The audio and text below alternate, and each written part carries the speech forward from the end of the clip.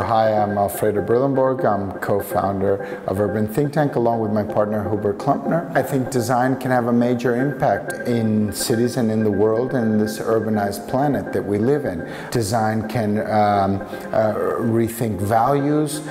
Design can empower people. If you look at our autistic children's school, the FAVA school, you'll see that the design that we rethought what a school for autistic children could be. This is the FAVA Autistic Children's School, made with very cheap materials. The ramp system, you see one teacher for every 2 children going up to the classrooms. Everything's transparent. They can look in, they look into their music hall, and then they arrive at the gym on the very top. The whole building's a ramp, and it actually has changed completely the way the children feel going to school. They can see their classrooms as they circulate the building. The inside has a 24-hour programming, used all day, all night, and children, getting married there, chess, every kind of activity. It's a multi-court, and on the roof, a little football multi-court also. The kids now feel good to go to school. Crime rates have been reduced in 30%. Diabetes has gone down 15%.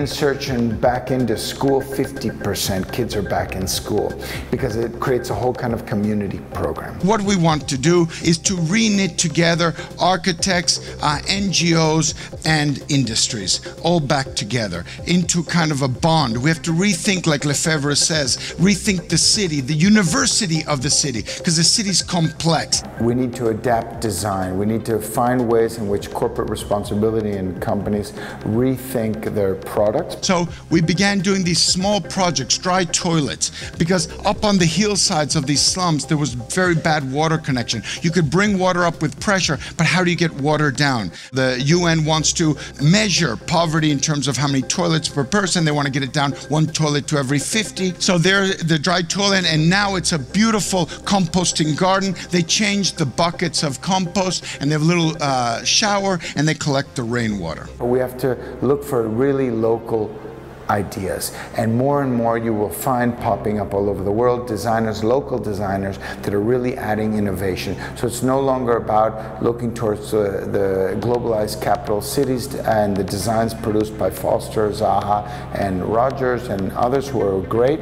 Those are really like architects, I believe, that are making the transition to the 21st century, but they are not representative of the 21st century design. The metro cable, which is the urban cable car project, has empowered many people who couldn't come down off the hill. They were too old to walk down 39 floors.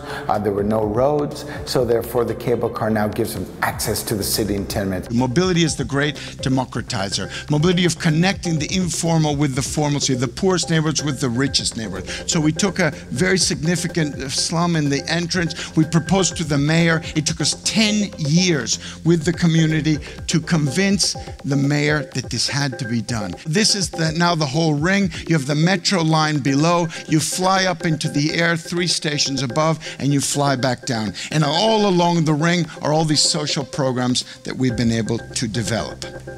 So forget about utopia. This is a dispatch from the front lines of our urban planet, one urbanized planet. This is a logbook entry from the Petri dish of social transformation as a vast modernizing landscape.